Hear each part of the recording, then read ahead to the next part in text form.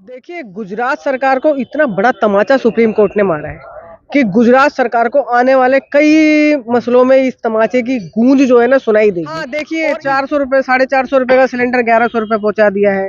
हरड़ की दाल 200 पार, सरसों का तेल 200 पार, टमाटर 200 पार, पेट्रोल के दाम आप देखिए आसमान छू रहे हैं। सीएनजी, पेट्रोल, डीजल सब बराबर कर दिया उन्होंने। आदमी कभी पहले सोचता था सीएनजी की गाड़ी ले लूंगा भाई सस्ती पड़ेगी, आज क्या है सीएनजी भी उसी रेट मिल रही है, पेट्रोल भी उसी रेट। 10 साल कैसा रहा, महिलाएं दुखी, युवा दुखी, किसान दुखी और अब ट्रक ड्राइवर भी दुखी। ठीक है, कोई ऐसा वर्ग हमारे समाज का, हमारे देश का बचा नहीं है जो सड़क पे नहीं निकला हो, मोदी जी के विरुद्ध ना निकला हो।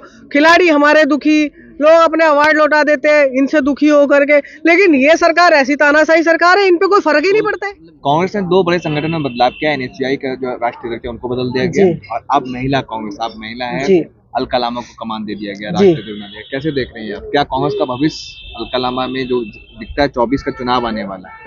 देखिए, बदलाव तो होता ही रहता है, पार्टी करती रहती है, सबको मौका मिलना चाहिए पार्टी में अपनी क्षमता दिखाने का।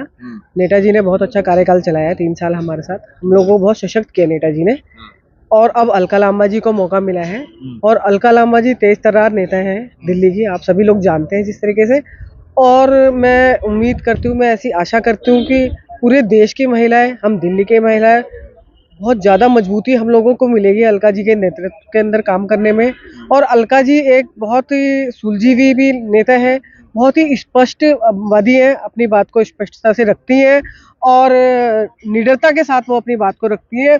और यही निडरता, यही मजबूती, यही स्पष्टीकरण वो हम सभी महिलाओं के अंदर देंगी, जिससे कि हमारी और भी महिलाएं प्रमुख होकर के सरकार के किए गए वादे खिलाफी के विरुद्ध जो है अपनी आवाज को बुलंद कर सकें। अच्छा, ये बताइए कि अभी बिल्किस बानो का मामला आया सुप्रीम कोर्ट से एक बड़ा फैसला गुजरात सरकार को फटकार लगाते हुए कहा गया कि भाई ये फैसला गलत है। जी, आप महिला हैं, कैसे देखती हैं इस पर? देखिए, गुजरात सरकार को इतना बड़ा तमाचा सुप्रीम कोर्ट ने मारा है कि गुजरात सरकार को आने वाले कई मसलों में इस तमाचे की गूंज जो है ना सुनाई देगी।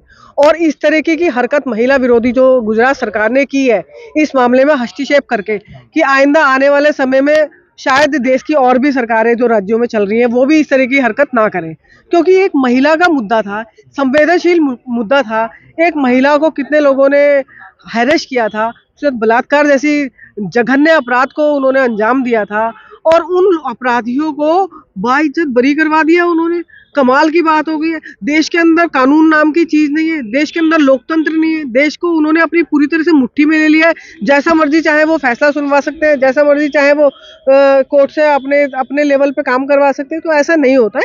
न्यायपालिका हमारे देश की मजबूत है और हम लोग अपनी न्यायपालिका पे विश्वास रखते हैं। और जो सुप्रीम कोर्ट ने जो फैसला दिया है इस बिल्किस बानो की जो गुजरात सरकार के हस्तक्षेप करने के बाद जो हुआ था उसके खिलाफ जो सुप्रीम कोर्ट ने फैसला दिया है, उससे हम महिलाओं का जो विश्वास है न्यायपालिका के अंदर और मजबूत होता है। और मैं सुप्रीम कोर्ट को धन्यवाद कहना चाहूंगी आपके माध्यम से कि इसी प्रकार महिलाओं के मुद्दे पे, महिलाओं की लड़ाई के लिए वो इंडिविजुअल महिलाओं का साथ दें और खुद अपने तौर पे पैनी नजर हर मुद्दे के ऊपर बनाकर रखें। मोदी जी तो कहते हैं महिला सशक्तिकरण, बेटी बचाओ बेटी पढ़ाओ, महिलाओं का सम्मान, बहुत ही महिलाओं पर अत्याचार अब की बात मोदी सरकार 2014 में नारा दिया था। बेटी बचाओ, बीजेपी वालों से बचाओ। देखिए ना क्या हुआ, बीएचयू कांड में क्या हुआ, अभी देखा ना आपने? क्या देखा कि जो बीजेपी के जो कार्यकर्ता थे, बीएचयू की छात्रा का उन्होंने बलात्कार किया और बीजेपी क्या कर रही थी, उनको संरक्षण दे रही थी। ये तो भला हो कोर्ट का या वहाँ के जो लोग थे उन्होंने जो आवाज उठाई है, ये उसका साथ दिया है लड़की का, जो ये मुद्दा जो है सुर्खियों में आया है, लोगों को पता चला है कि भाजपा वालों से बेटी बचानी है तभी बेटियां पढ़ पाएंगी। लेकिन अमित शाह तो कहते हैं कि रात के 12 बजे भी बेटियां जो है ज्वेलरी पहन करके चल सकते हैं, यूपी इतना सुरक्षित हो गया, देश इतना सुरक्षित हो गया, महफूज है। हाँ, उन्नाव कांड में आपने देखा ना, बेटी की लाश को रातों रात जला दिया, उसके माँ बाप को भी दर्शन नहीं करने दिए। जी, हाथरस में भी, उन्नाव में भी कांड हुआ था, बलात्कार कांड हुआ था उन्नाव में भी। कुलदीप सिंघल। तो देखिए आप क्या हो रहा है, यूपी में कहाँ महिलाएं सुरक्षित है, आप बताइए मुझे, मैं चलती हूँ आपके साथ। अगर ना लूट हो जाए तो बात रही, रात को 12 बजे मैं भी ज्वेलरी पहन के निकलूंगी, ना लूट हो जाए तो बात रही, आप लोग साथ रहिएगा, दूर से कैमरा लेके चलिएगा। दिल्ली सुरक्षित नहीं, आप बात करते हो वहाँ की। राम राज आ चुका है। देखिए, ये उनके अपने स्वप्न है, उनके अपने ख्वाब है, वो चाहते हैं राम राज्य में जीना, तो जीने दीजिए। टेक्नोलॉजी का युग है, टेक्नोलॉजी चल रही है, लेकिन वो क्या कर रहे हैं कि हर चीज को राजनीति के तराजू में तोलते हैं। लोगों के धर्म को, लोगों की भावनाओं को राजनीति के तराजू में तोल रहे हैं, लोगों की भावनाओं से खिलवाड़ कर रहे हैं। आज राम मंदिर बन रहा है, कोर्ट के आदेश से बन रहा है।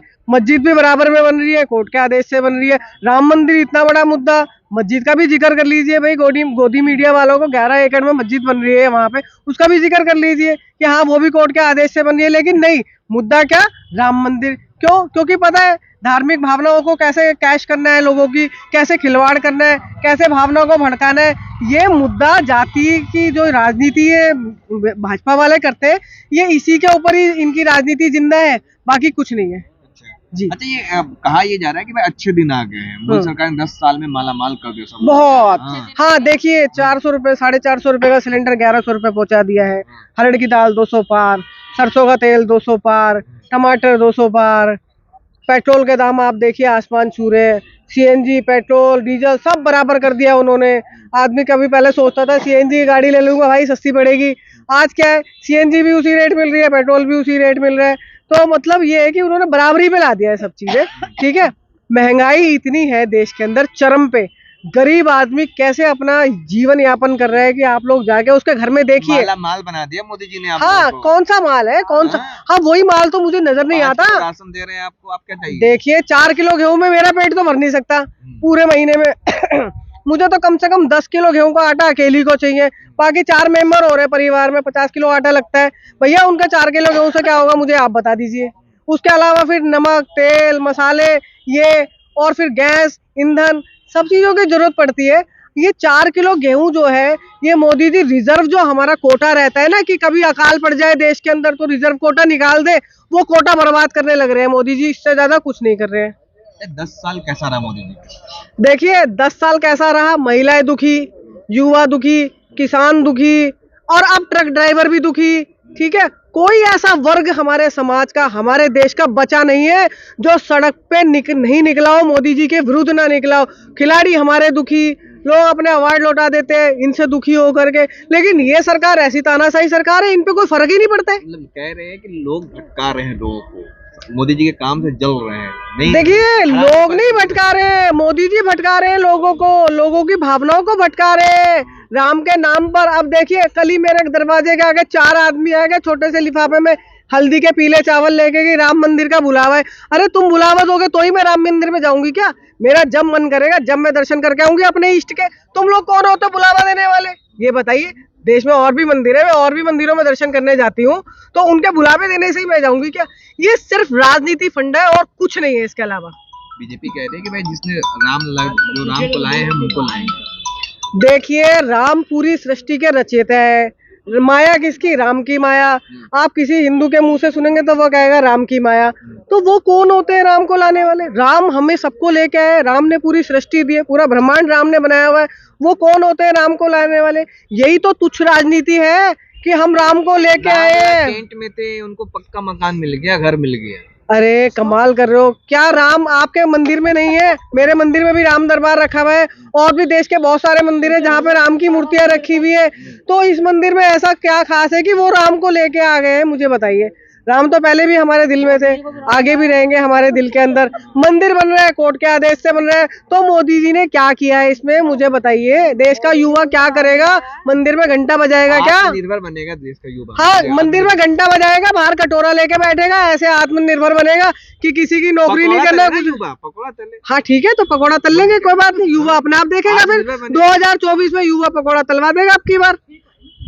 ये तय है। अब की बार महिलाएं भी और देश का युवा भी, देश का किसान भी, देश का मजदूर भी मोदी जी को सबक सिखाने के लिए तैयार बैठे हुए। ठीक जी, सारे तैयार है यहाँ पर। चलिए।